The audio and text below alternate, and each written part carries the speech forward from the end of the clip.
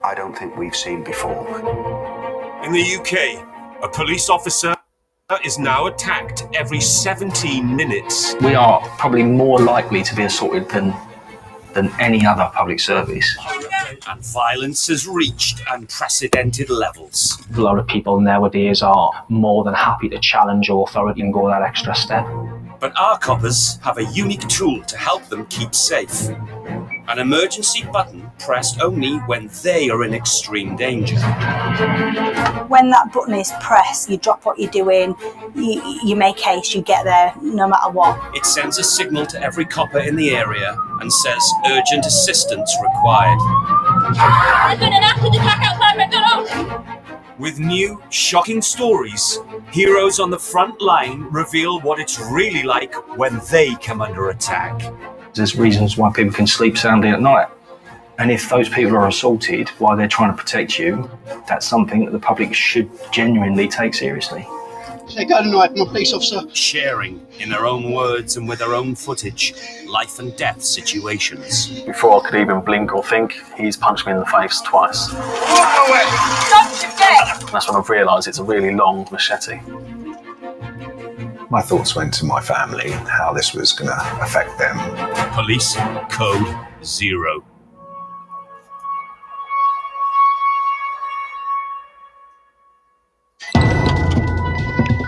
Today, told for the first time, a dropped 999 call escalates into a potentially life-threatening hostage situation. The minute I heard a scream, I'm worried he's going to kill her.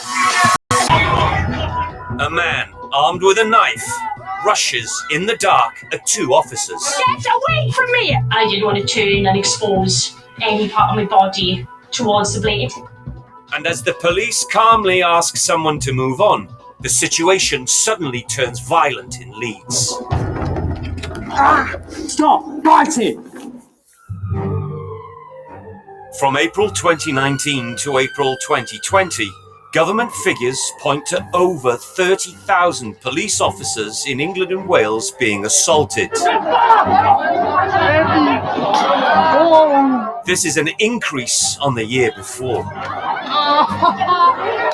Over 30,000 police officers were assaulted last year across the UK, and that's ranging from so-called minor assault. A minor assault can have a big impact, right through to an attempted murder, and we've seen some colleagues who tragically lost their lives. Do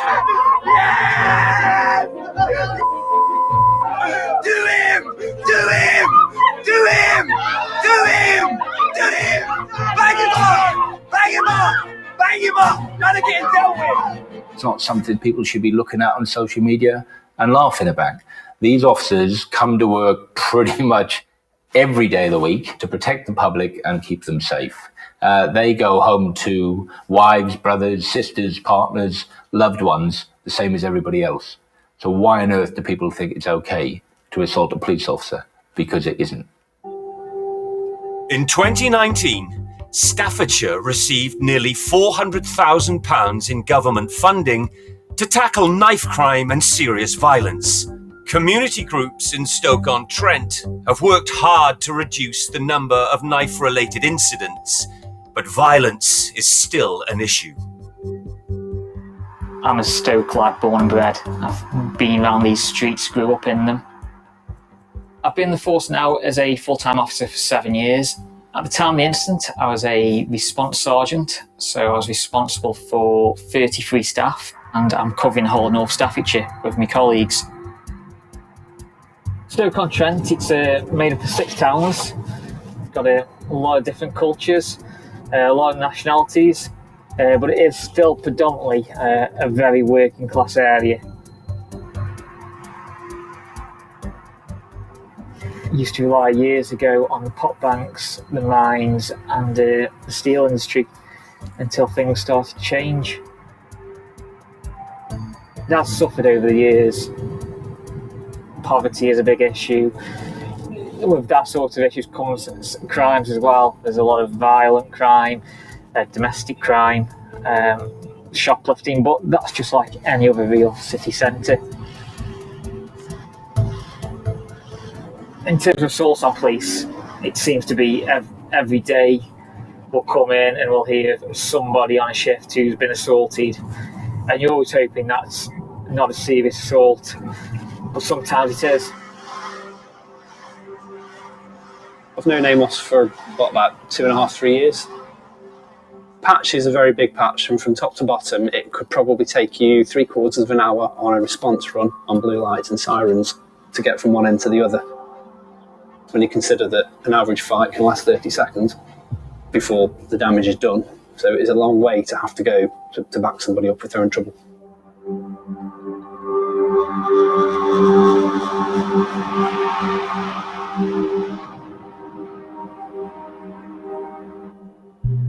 It was the 2nd of August 2018. And about midnight, it all starts to go a little bit wrong. I've got more jobs coming in than I've got police officers to deal with. We have a firearms incident coming in, a male with a shotgun. So all my firearms officers have gone, my dog officers are gone. So I'm losing patrols left, right and centre. I'm just watching them go to this job. But there's still the normal demand coming in. So we get to the point where I believe 3 IRs all come at the same time. And I see this abandoned 999 call, and I think of the 3 we've got to deal with, this has got to be the one we've got to go to next. Abandoned 999 calls, they could be an accidental dial. But at the same time, it could be someone who's so in trouble they just can't speak. They can't say, I need help. If they said those words, it could put them in a greater danger. So they are, for me, one of the biggest priorities we have. The only person I can get is my colleague Chris. He picks me up and we start making our way to Longton, where the incident is. Got very little details. We don't know who's going to be there, we don't know anything about the address. So we're going in pretty blind.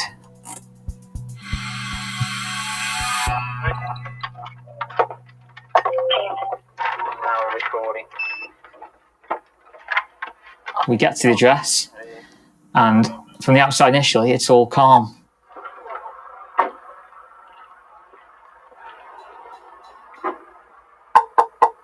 It's a terrace street, it's 2:30, 3 o'clock in the morning. Everyone's asleep, the windows are in darkness, apart from an upstairs light on this house.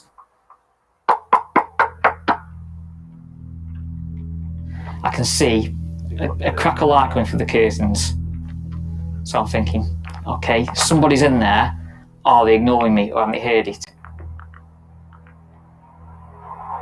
I start getting my torch, trying to flash up the window, just trying to get the attention of whoever's in there. Mate, it's the police! At the time, it seemed quite funny. A male, he's got no top on, comes to the window. Fuck this turn off, yeah? And in his broad Stoke accent, I think his words are, fuck you, send off, lads. Or basically telling me to go away. Mate, you need to come down, the door's going through. Something's not right in there. I can now hear a woman screaming in the room. 04, male's refusing his entry, can he shout inside, potentially putting the door through. As Chris puts his toe on the door, the lock just breaks. And we're walking straight in the house. What's going on, fella? Are we upstairs? Okay. You see your dog, are you? What's going on? Although you know the woman's in a bit of distress, it sounds wrong to say, but it's just at the moment it's still a run-of-the-mill job. Someone's called us. No, in argument. Who's upstairs, mate? Your brother and sister. Who is it? Going to domestics, that's not unusual to hear people screaming and shouting. Mate, it's the police! Fucking stay back, lad! Fucking telling you, I've got someone in you to move me down. I know you have, we want to check everyone's... Fuck off, man! We need to check everyone's okay. I want him to know I'm inside, so hopefully he's going to come and speak to me. Try a bit of verbal engagement, hopefully. We can get it sorted. Fuck, man! I'm fucking enjoying it! Mate, open the door. Fuck off, because I've got a fucking knife on me, mate, hold that down! He shouts, I've got a knife, and I know she's in there. Pop the knife down. Damn it! Fuck off, mate. He's holding a hostage. I need resources come to me. I need help. I hit my panic button. 04, got a male here saying he's got a knife behind the door. He's in there with a female. Shall we keep the air clear or try and get me further assistance? When the button goes, you go hell for leather to try and get there as quick as you can, because you know, if particularly with someone like Amos, if he presses that button, he's actually got a big problem. The minute I heard a scream, I'm worried he's going to kill her. Draw my palm, started to shake it. Chris is right behind me, and we make the decision to go in the room. Right, 4 seconds. Make sure.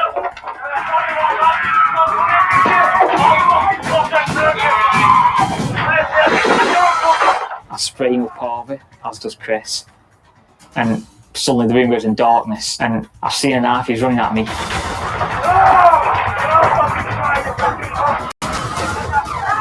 He's let go of her. So I pulled that door shut. And I'm thinking, I need to regroup here. I've got to try something else.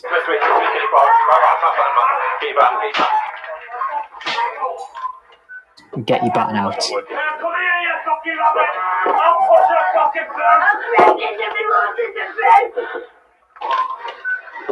It's us with a stick against him with a knife. And generally, there's only going to be one winner in that, and a knife will do more damage than what our batons will.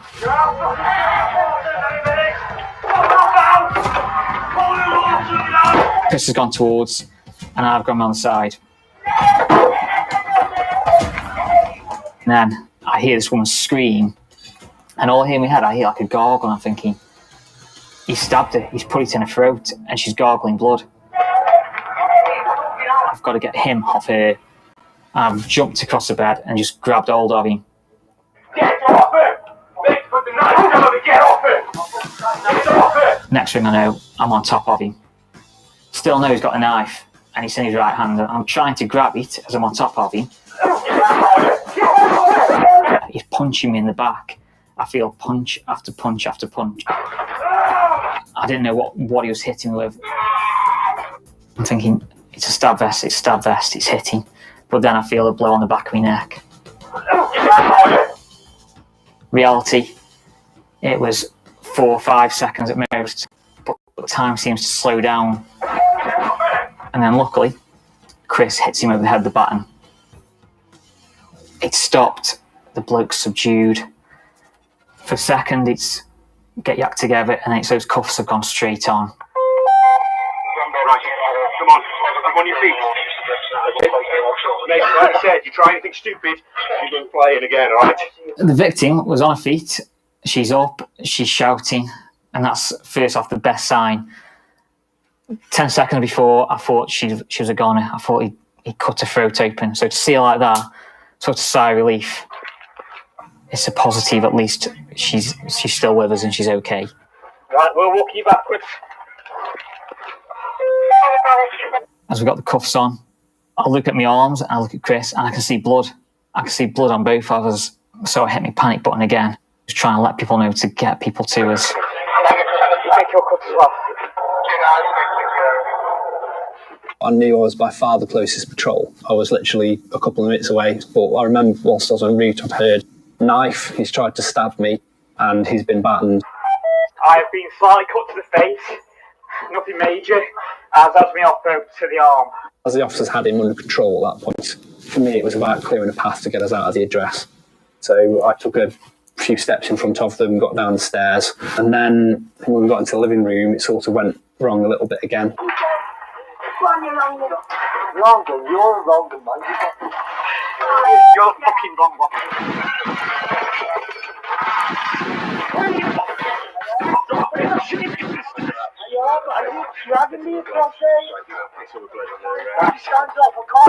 Suddenly, he wants to have a bit of a kick and a fight. And you're thinking, round 2. But this time, he's in handcuffs, and I've got Dave there as well, so that attempt to try and fight again was always going to be futile. We got control of him, and it was just a case of getting him out of the house. And once he was out of the house, he went calm again. Check your level.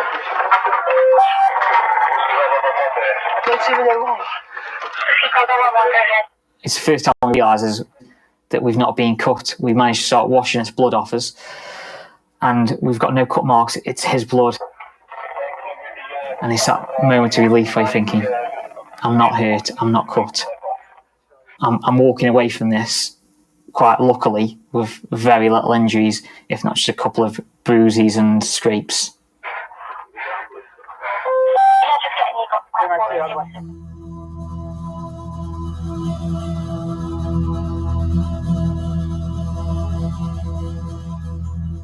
It was a Stanley knife he was hitting me with.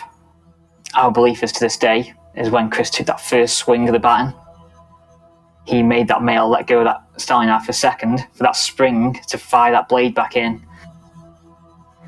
If that blade had been out, it could have been catastrophic for the woman, could have been for me, and if he'd taken me out, Chris as well.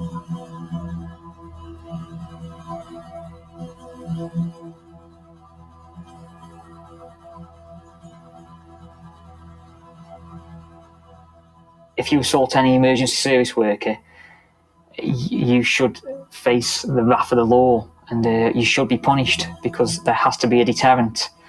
It seems that people will assault nurses, police officers, ambulance firefighters, and they feel they can get away with it because the sentences haven't been there before.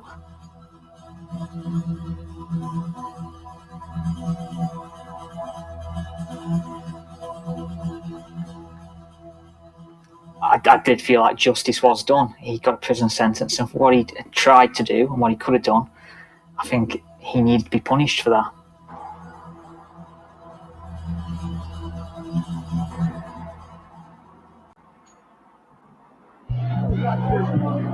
Evidence from the College of Policing suggests that males are more likely to commit serious violence and carry weapons. Take out a knife. I'm a police officer. Knife crime in England and Wales is at its highest ever recorded level in modern times. Between 2010 and 2018, knife crime in this county went up by a huge 152%. That's about 500 more offences, which is one of the reasons we're dealing with it so robustly. So if people are carrying knives, they won't think twice about injuring my officer when they are carrying that weapon.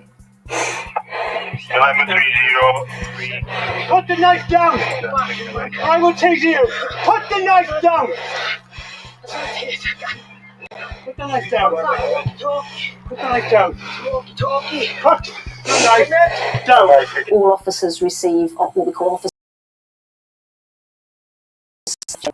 How do I use my handcuffs? How do I use my CS spray? How do I use my baton? How do I look for those danger warning signs? And we train officers around that. We train them in terms of anticipation and in terms of how do we prevent ourselves getting in a position where we get assaulted. Over the course of the first 9 months in 2020, the small town of Llanelli in Wales saw a rise in both antisocial behaviour and violent crime. Police organised a knife amnesty in November 2020 to help take blades out of local circulation. I'm a response officer in Llanelli town. This is quite a busy town, and there's a lot of social issues here. Some kinds of calls we go to are kind of assault calls, domestic related calls, harassments, that kind of thing. Hannah is my colleague. She works in the same code as me. We joined together back in 2018, so we trained together. We get on really well. My father was a inspector, and I've always thought it's a job which has interested me. I was used to asking loads of questions when I was younger. What are you doing today, etc., etc. So I thought I'd try and give it a go.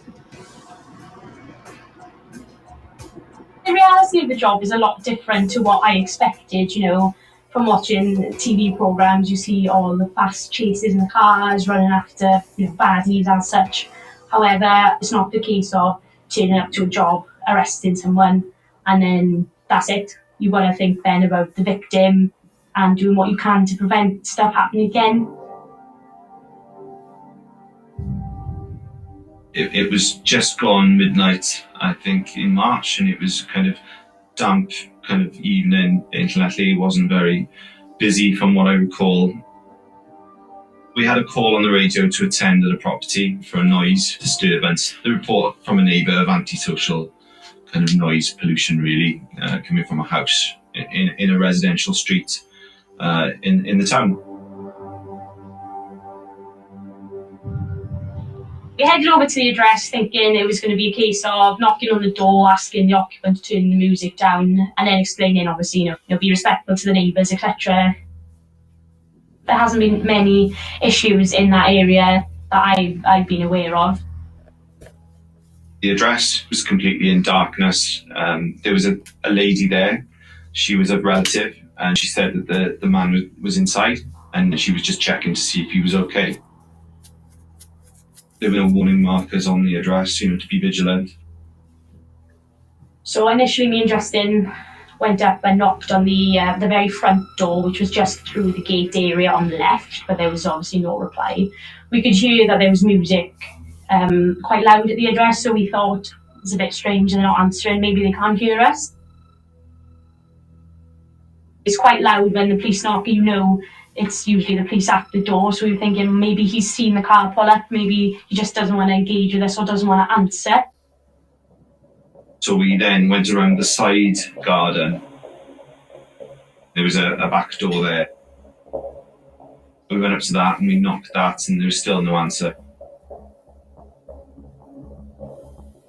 I had my torch, I was shining it through the window, and nothing was happening. And then suddenly I heard the lock kind of click in the back door. The male then has opened the door and shouted at us, "Fuck off," or something like that. He was quite tall, bald head, relatively skinny figure. He came out, he swore at us, and went back inside the house. So it was a bit strange. It did raise our concern level as to, why is he acting like this? We're only going to ask him to turn the music down. We need to speak to you a sec, pal. Alarm bells start ringing then. If somebody's so hostile towards you, you think, when you've given them no reason to be hostile, you've just literally knocked their door, just trying to get their attention. I think both of us thought, okay, we're dealing with something quite different here now. We need to speak to you a sec. Can you open the door?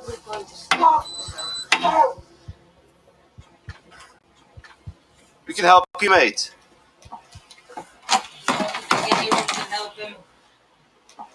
Yeah. Alright, let's get this. Whoa!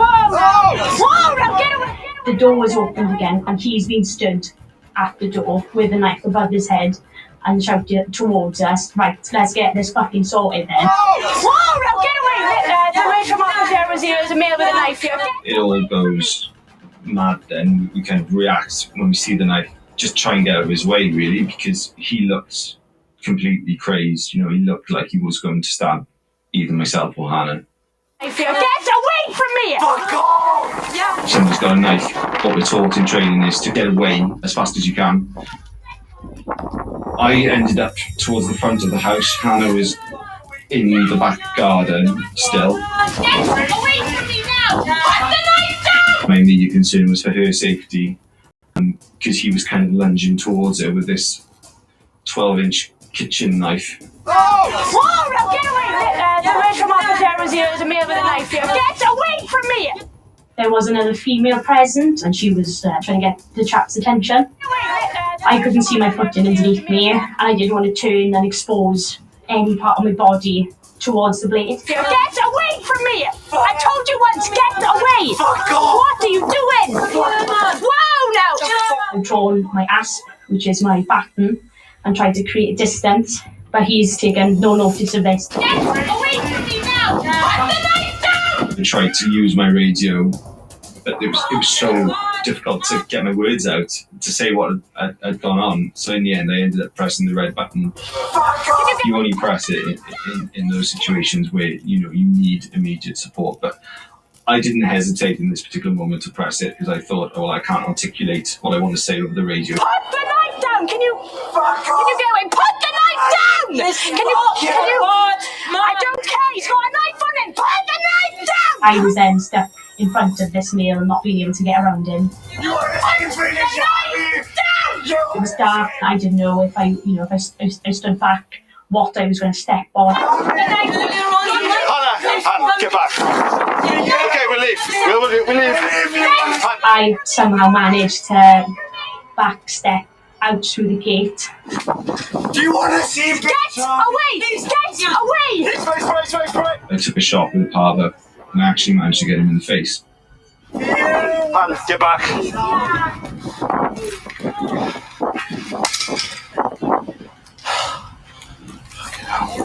It was quite frightening to be on my own for 10-15 seconds, which isn't a long time, but when you're dealing with an incident like that, it feels like, an hour.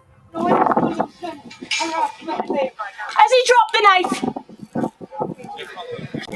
Yeah. Get on your knees. Get on your knees.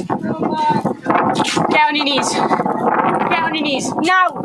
The Parva spray seemed to have an instant effect on him, and he kind of dropped to his knees, and we were able to get the knife off him and get handcuffs on him,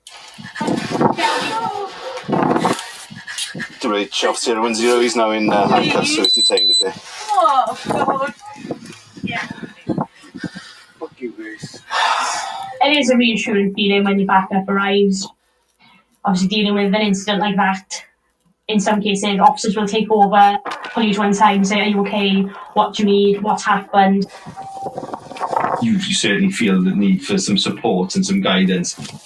I know he's handcuffed, but it was certainly a relief to know that other officers had dropped everything and come to our help,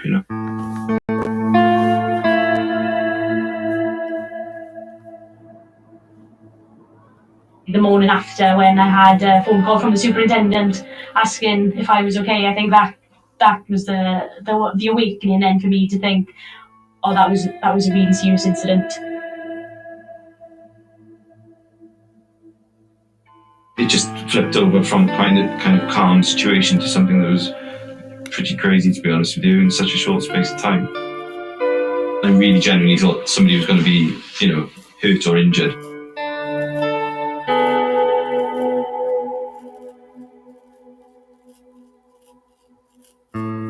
He's had some punishment for it, but I don't know if it's enough punishment to warrant kind of him not doing it again. I wonder if a member of the public was me and it had happened to them, would it have been the same outcome?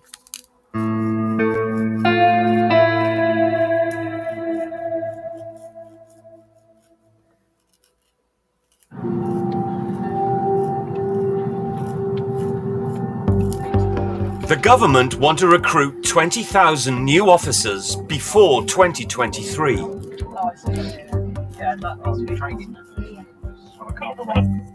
According to their own data, during the first year of this recruitment drive, they received over 100,000 applications to join.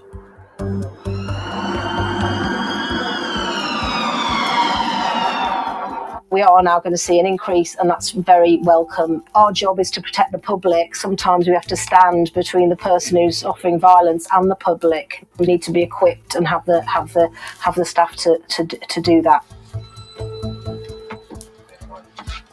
The new officers coming in are, in my view, fantastically keen and enthusiastic. We've just got to teach them the experience in the street and the trade craft to make them safe on the street.